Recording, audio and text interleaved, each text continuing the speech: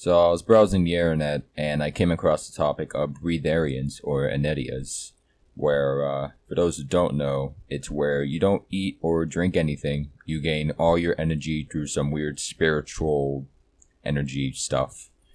You meditate and you regenerate your energy yourself.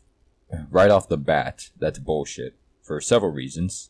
First off, we don't have any kind of process within our bodies to generate our own kind of food. We can't form our own kind of glucose, and any kind of energy that we are consuming is from outside sources, from food you eat or anything else that you consume. I don't know what else you'd be consuming for energy. Usually it's food, or maybe some dehydrated substance that substitutes substantially well. Who knows? Anyways, the human body is incapable of generating anything on its own in that department, and anyone who claims that they are able to do that is lying.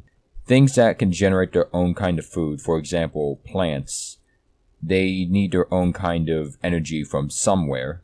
They need it from like water. They need it from sun. They perform photosynthesis, is what I mean. These people are bullshitting. They're claiming that they're generating energy from basically nowhere through meditation, quote unquote.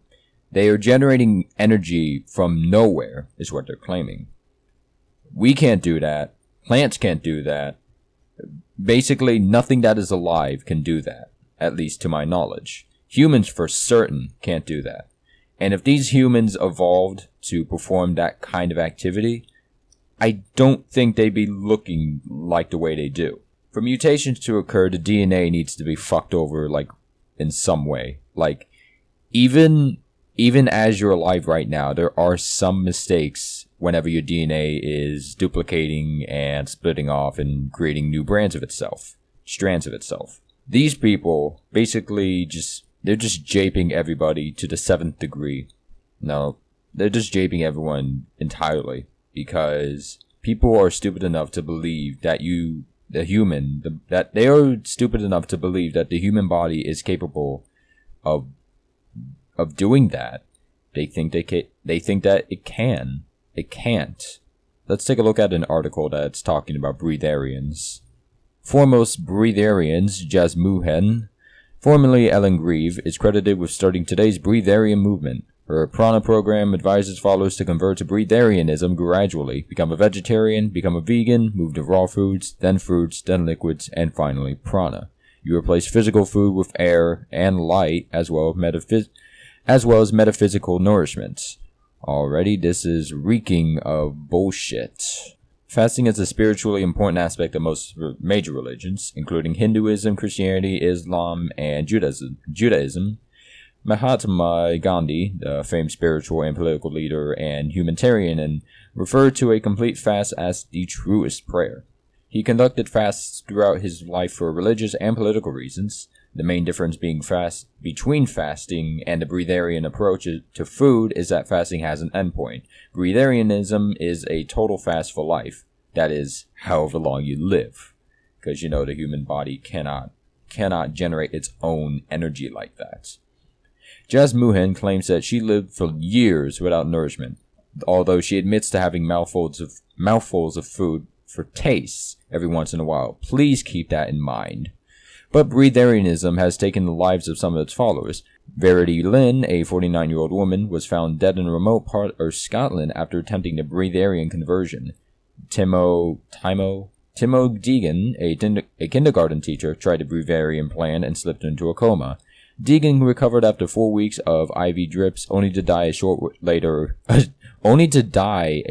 while later. Lanny Morris kept a diary throughout her life as a breatharian. Morris, a mother of 9, died with symptoms of pneumonia, severe dehydration, kidney failure, and effects of a severe stroke. She was in care of 2 breatharians, Jim and Eugenia Pesnak. Morris was isolated and had the understanding that she would be given orange juice after 1 week and nothing at all for 2 weeks after that. She indicated in her diary that she dreamed of food. She lost the use of her legs, became incontinent, and began coughing up black, sticky fluid.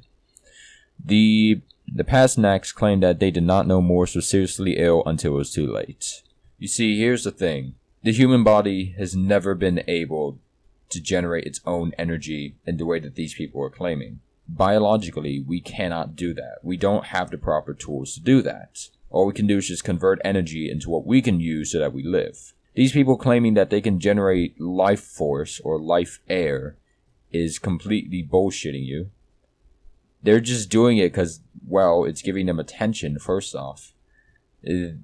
I don't know if these people are receiving funds for anything, or if they're receiving gifts or trophies for surviving without living the normal way a human would. I don't know. If they are, then everybody who believes it is, one, ignorant of how a human body works, even on a basic level. This is basic biology. You should have learned in probably 7th, 8th grade that the human body simply cannot generate its own life, I almost said life force. It can't generate its own energy like that. It simply can't. And if a human wants to be able to generate its own energy like that, first off, it's going to need a very drastic revamp of how its body works. Where it generates its energy, how it consumes energy, how it's converted, all of that would need to be changed. Secondly, I think physically, the structure of the human, it would be incompatible for normal humans after that point. Because if the body is rearranged in such a point, then we would not be able to breed with them anymore. There'd be differences in the anatomy and the biological structure required for replicating it properly.